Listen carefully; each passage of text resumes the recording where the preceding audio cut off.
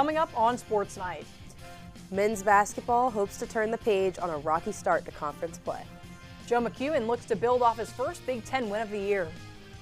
Wrestling faced 2 ranked opponents. Wow, Anna, what was it like to get here tonight? It was cold like I've never experienced it, but that's really the dedication we put into this show. Well, of course, and I hope everyone else is at home, snuggled in a blanket with some hot chocolate, because it's Sports Night right now.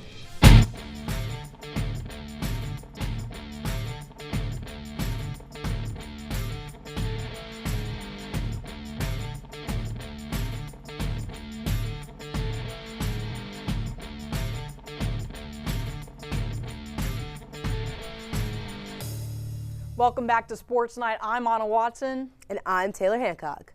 Well, Anna, there is one thing to look forward to in this cold. While it's my only show in this quarter, it's only right that I'm with you. Oh, Taylor, I'm truly touched, but I'll be stuck here in the cold while you're living it up in Stamford, Connecticut. You know, that's pretty true. But at least we have a few weeks until we're glued to watching the Olympics. So for now, we have men's basketball to keep us entertained. It's been tough sledding for Chris Collins' squad this season, and the road ahead hasn't gotten any easier. The team kicked off last week's action with a top 10 matchup. Evanston grabbed a bag of popcorn on Saturday as men's basketball faced off against the number 8 Nebraska Cornhuskers. The Cats were looking for their first win in conference play. Early in the first half, Trey Singleton dribbling towards the free throw line. He finds Jake West in the wing, who gets it into Martinelli. He pulls up and sinks it. Cats keeping it close early against the ranked foe.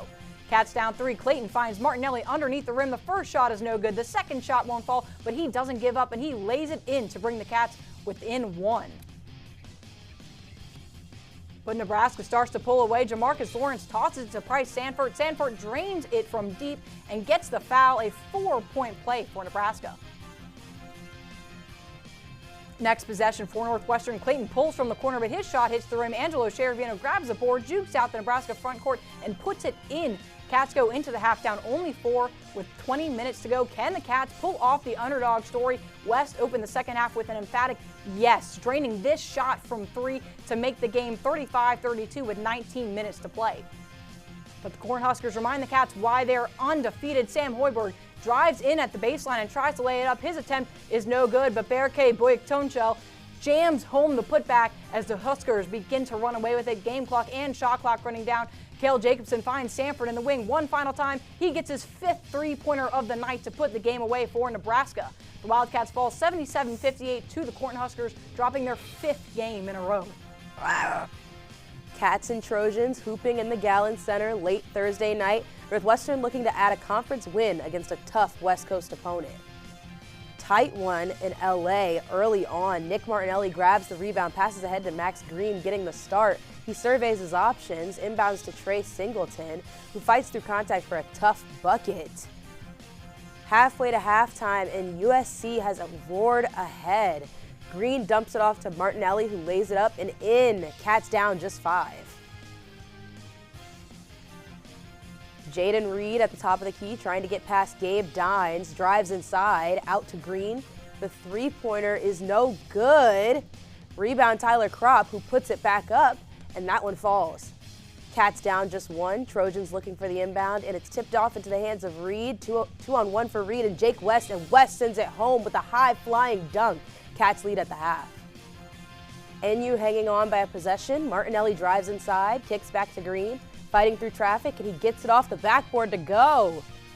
Reed chucks it ahead to West, trying to create separation. Last-minute feed to Kropp, and it's good. Freshman tandem coming up big in crunch time.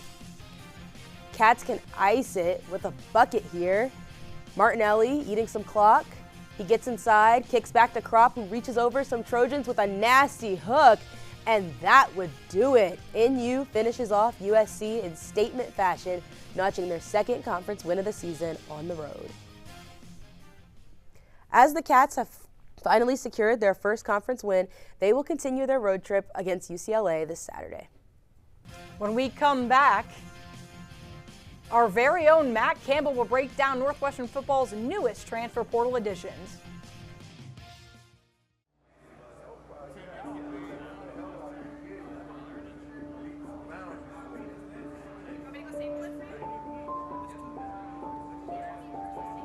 Trying to work my way out of the prison system was the most difficult challenge of my life. It only became tangible once I became a Northwestern student.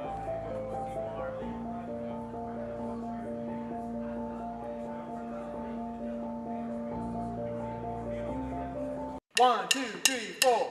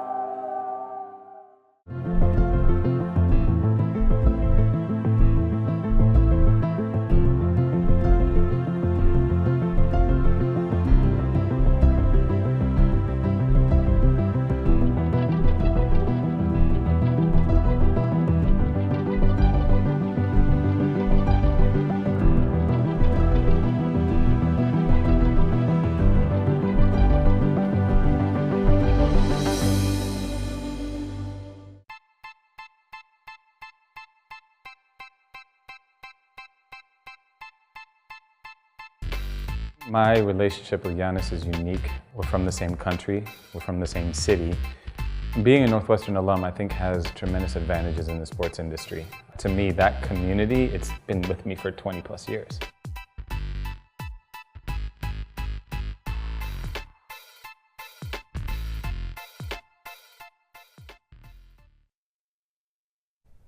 Welcome back to Sports Night. Joe McEwen may be on his farewell tour, but he's not leaving without having a bit of fun. Last week, his team picked up right where it left off after its first conference win of the year. It's the Wisconsin Badgers in Evanston to take on a Northwestern team that is just hitting its stride. Badgers love the three ball. Destiny Howell connects from the top of the arc. Wisconsin leads 15-14 after 10 minutes. Badgers back deep again. This time it's Ronnie Porter with the swish. Wisconsin leads by 4. But Northwestern finds its footing. Casey Harder makes the layup. The Cats trail by 2 at halftime. NU looks determined out of the intermission. Harder drills a tray from the corner to take a 1-point lead. Badgers not going down without a fight. Brianna Ware hooks it in, gets the N1 call, and look, she's flexing. Wisconsin takes the lead. Harder says not so fast, though. She knocks down another three-pointer. Cats lead by 6 at the end of the third. Fourth quarter is Grace Sullivan quarter. The turnaround jumper is pure to extend the lead. Here she is again. Lau feeds her in the lane, and Sullivan gets the tough layup. She's hyped. Taylor Thomas is hyped. The Cats are feeling good. Last Badger push. Kira Daniels shoots from 3. It doinks off the rim and falls in to cut the hole to 3 with under a minute to go. Porter gets one last chance to tie the game with 5 seconds left, but she misses the mark. The Cats grab possession, hit a couple free throws, and walk away with the win. 66-61, the second straight conference victory for Northwestern, and these games are just so important to earn a Big Ten tournament bid. Cats taking on their rival a few hours south at Illinois Urbana-Champaign, and it was a doozy. Let's get into it. Very first possession for the Cats. They swing it all the way to Walton. She lets it fly and she hits. Walton was the star of the show for Northwestern. Here she goes again with a 3. Another one good. 5 of 8 from downtown, finishing with 19 points. Forward to the third, and Cats are struggling. Down 15, Casey Harder trying to give them some life, and it's good for Zamaya Walton, and the Cats are back in it. Halfway through quarter 4, they're keeping it close. Zamaya again, she's cooking. 1 possession gain. And this one goes down to the very end. They get it to Grace Sullivan. She has a chance, low block. Can't get it to go. They'll get one more chance, but they need 3.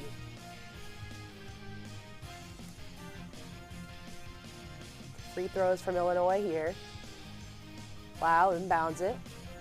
Looking, trying to gives it back, heaves it up. Nothing going, and the Cats cannot complete the comeback. The 2-game win streak is snapped. After 2 close games, Joe McEwen's squad sits at 15th in the Big Ten, looking to face number 3 UCLA. It's been an exciting time for Northwestern football. The Cats added notable assistant coaches like Chip Kelly and Jerry Neuheisel to revamp the offense, and it hasn't skipped out in the portal. Matt Campbell is in the side studio with more on David Braun's transfers. Matt. Thanks, guys. Well, you got to hand it to David Braun. The man is working hard. He's making phone call after phone call in an overhaul of the football program. The guy wants to win Big Ten championships. He's definitely moving like he wants to win Big Ten championships in the future. It's a huge theme this offseason. So many additions.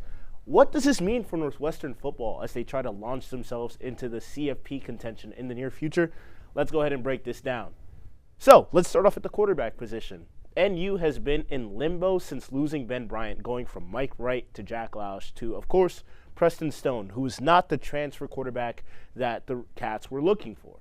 So what do? If at first you don't succeed, try again. They went ahead and got Aiden Childs. And I understand these stats over here look pretty rough. But when you consider the fact that the offensive line situation at Michigan State looked like a train wreck, you start to understand why Childs struggled a little bit. Childs is a skilled quarterback just looking for a fresh start behind a competent line, which Northwestern provides him.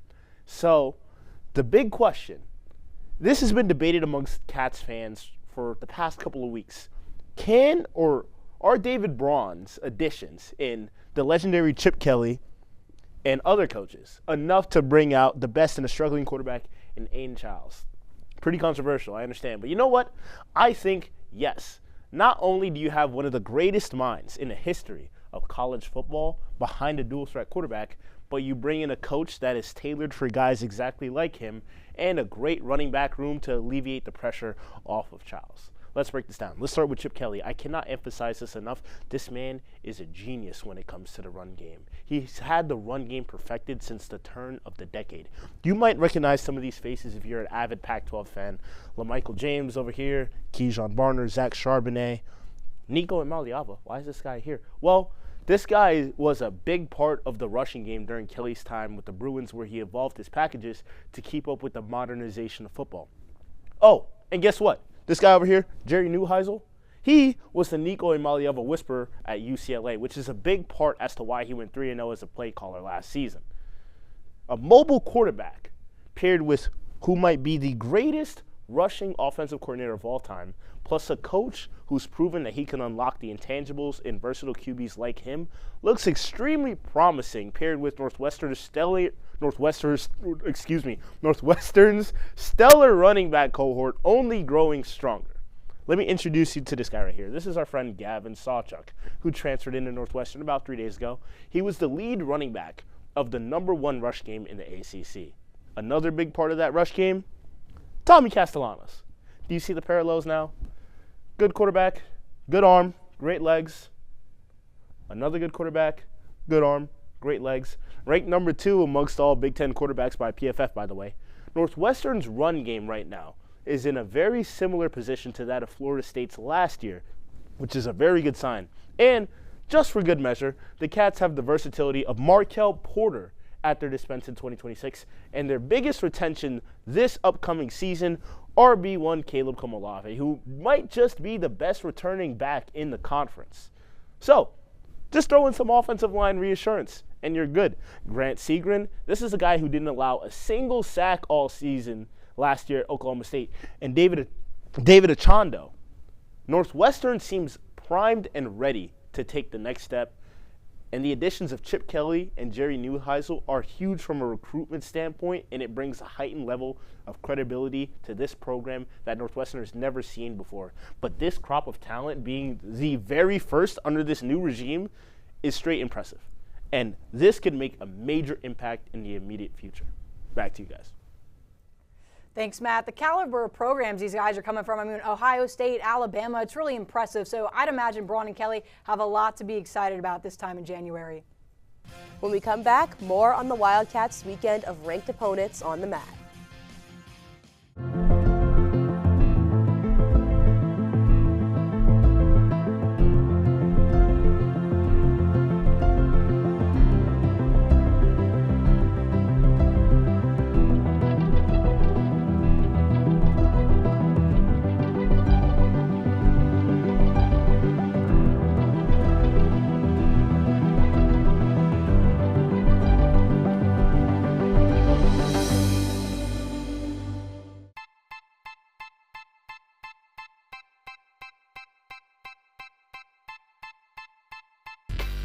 My relationship with Giannis is unique. We're from the same country, we're from the same city.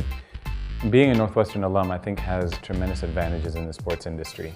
To me, that community, it's been with me for 20 plus years.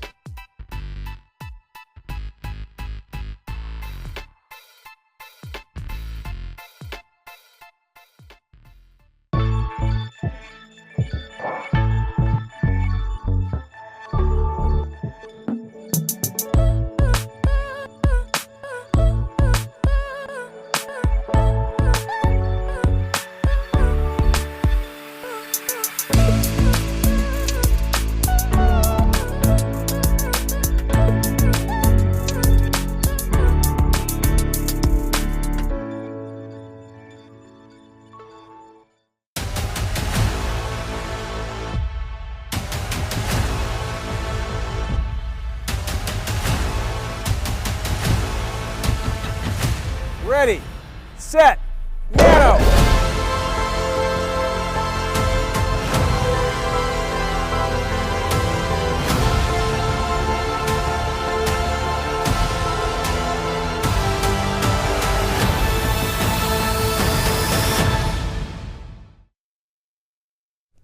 Welcome back to Sports Night. Let's take a break from the hardwood and roll out the mats. Wrestling headed north to face the number 18 Wisconsin Badgers. Getting ready for some wrestling action at the UW Fieldhouse, the Cats taking on number 18 Wisconsin in Madison. Derek Navarro hits the mat against the Badgers' Nicola Rivera, looking to seal the match win in the final few seconds. He's got Rivera pinned, leading by 1 point, and that'll seal it. Second win for NU would come from Billy DeCraker, holding a slight lead in the third period, but he's awarded for the pin. 3 more points on the board for DeCraker as he finishes off Carson Exford. Northwestern down big overall, but JD Perez trying to save some face. Down 1 in the second, facing down Caleb Denny, and he gets a point for the escape and then takes his man to the mat.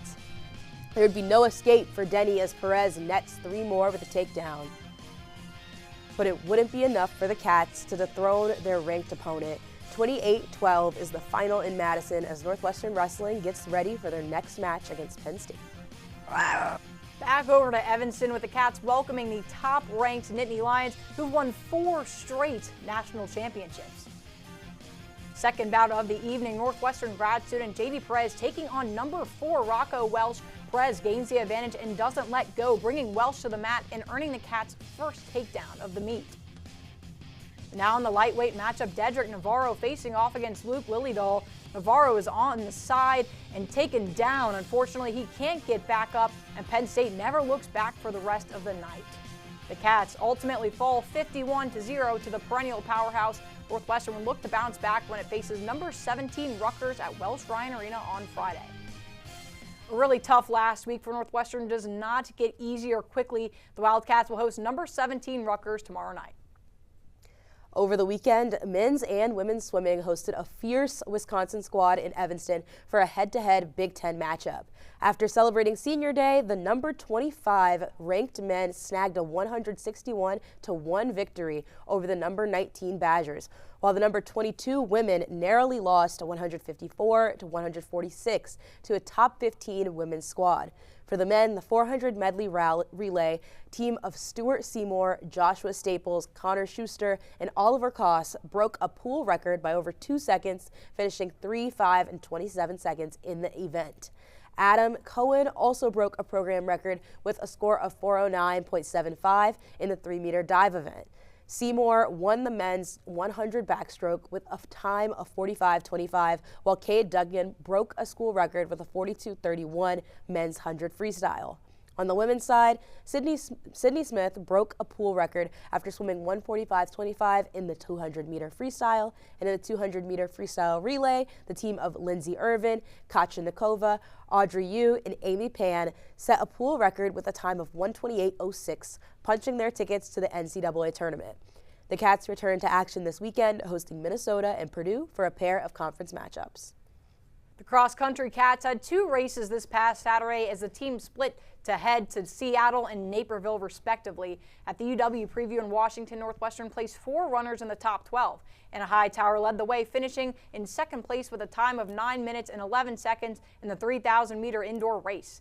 Eva Cronity finished 11 seconds later to get 10th place, with Maddie Whitman and Jackie Holman just milliseconds behind her. At the Pat Heaton Invitational back in Illinois, Northwestern placed 7 runners in the top 10 of the 1-mile race. Carrie Drake won the race with a time of 4 minutes and 54 seconds. Mia Mraz finished 2 seconds later to finish in third. Kaylee Zacks and Allegra Massey both also finished in the top 5. Northwestern will look to continue its success as it travels to South Bend for the Mayo Invitational on January 30th and the 31st. Now, let's see where you can catch the Cats. On Saturday at 5 Central, men's basketball gets a break from the cold and travels to sunny California for a matchup against UCLA. Next on Sunday, ranked 6th Northwestern fencing comes off a perfect showing last week, is back in action at State College. And Northwestern women's basketball at the Welsh on Sunday at 3 p.m. against ranked 3 UCLA. And when we come back, everyone's favorite segment.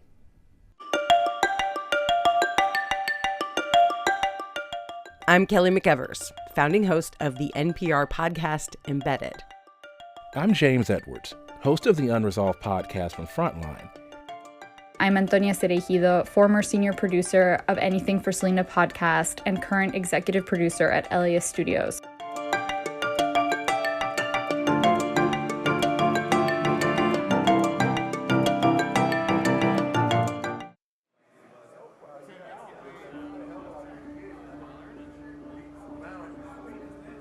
My narrative, since I've been locked up and kind of made my transition, has been like redemption, accountability. When I come into the classroom environment, every individual that sits amongst me takes education seriously.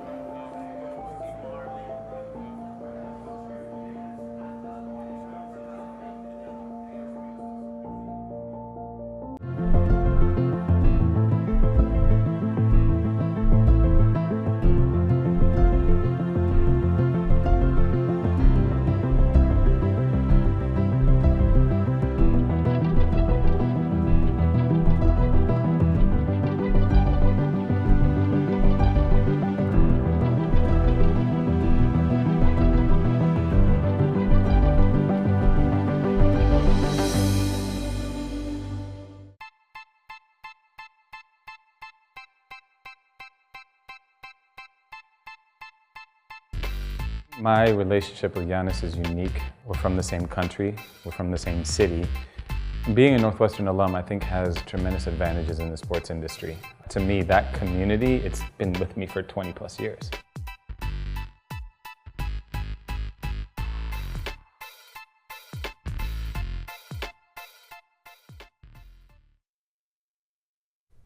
Welcome back to Sports Night. I sure hope our viewers didn't catch a cold from all these rough spells of Northwestern athletics. Well, regardless, we still have some top moments for Plays of the Week. Now it's time for everyone's favorite segment, Plays of the Week. Kicking things off at the number 3 spot, Northwestern down 4 at the end of the first quarter.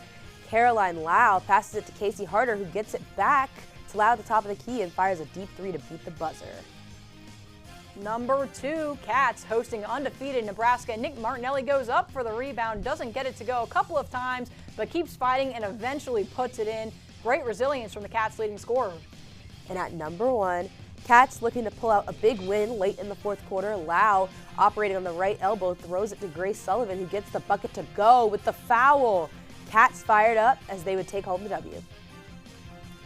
What an early goodbye. I mean, it's 6:30, and unfortunately, Sports Night has already come to an end. Yeah, it's crazy. You know, I'm hearing reports that intramural sports are really important and that they can't be missed. Well, there may not be the best news for Northwestern sports, but surely intramural is on the up with a new superstar. That's all for us tonight. Thank you so much for tuning in.